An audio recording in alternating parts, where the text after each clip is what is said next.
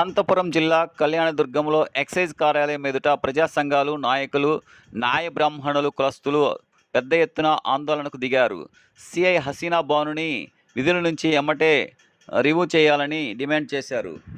Excise CI బానుని అవినీతి అక్రమాలపై ప్రజా సంఘాలు, నాయకులు ఎక్సైజ్ కార్యాలయం ఎదుట పెద్ద ఎత్తున ఆందోళన చేపట్టారు. మైనర్ బాలుడైన నానిని చెప్పుతో కొట్టిన సిఐ హసీనా బానునిపై కఠిన చర్యలు తీసుకోవాలని డిమాండ్ చేశారు.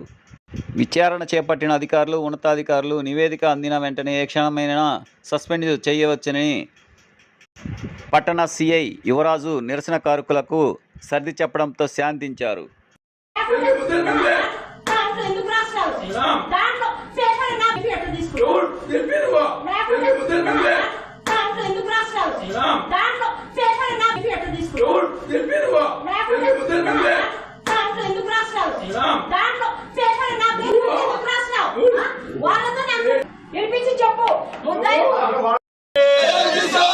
తీసుకోవాలి ఎక్సైజ్ అయిపోయిన వెంటనే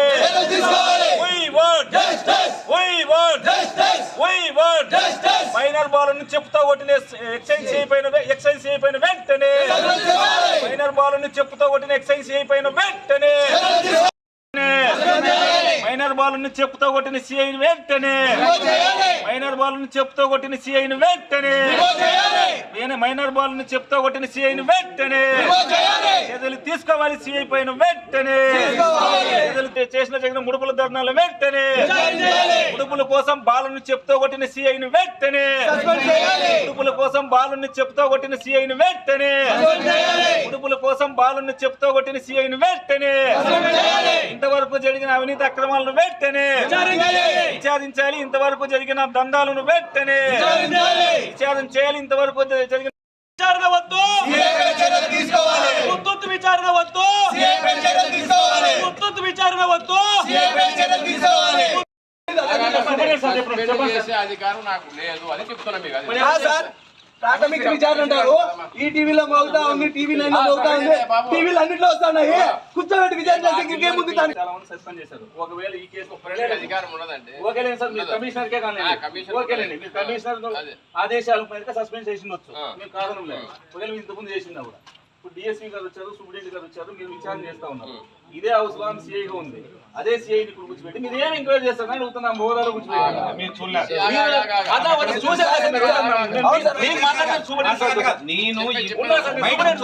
ఒక్క నిమిషం సార్, బయట కూర్చుంది, బయట కూర్చోండి. ఆమె హోదా గురించి అడుగుతున్నా. బయట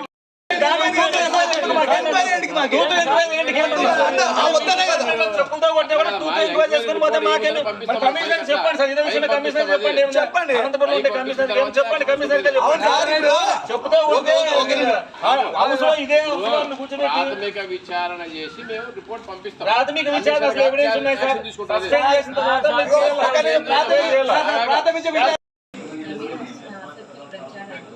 వాస్తవం కాదండి. నేను ఈ అబ్బాయిని ఎవరు అడ్డం పెట్టుకుని ఆ అబ్బాయితో లేని బ్లేమ్ చేయిస్తున్నారని చెప్పి ఆ అబ్బాయిని నేను ఇలాంటివి నా మీద లేనిపోనివని చెప్పడం తప్పు అని చెప్పాను. చెప్తే ఆ అబ్బాయి అందరి సమక్షంలోనే మేడం ఎవరికి ఎక్కడ పంపించలేదు, నన్ను ఏంది చేయలేదు అని అన్నాక నేను మళ్ళీ రివర్స్లో గట్టిగా మాట్లాడితే అట్లా చేయకూడదు, నువ్వు ఆఫీసర్ని గట్టిగా మాట్లాడకూడదు అని చెప్పేసి దండించినాను. అంతే తప్ప ఆ అబ్బాయిని నా సొంత కొడుకుని చూసుకున్నట్టే చూసుకున్నాను.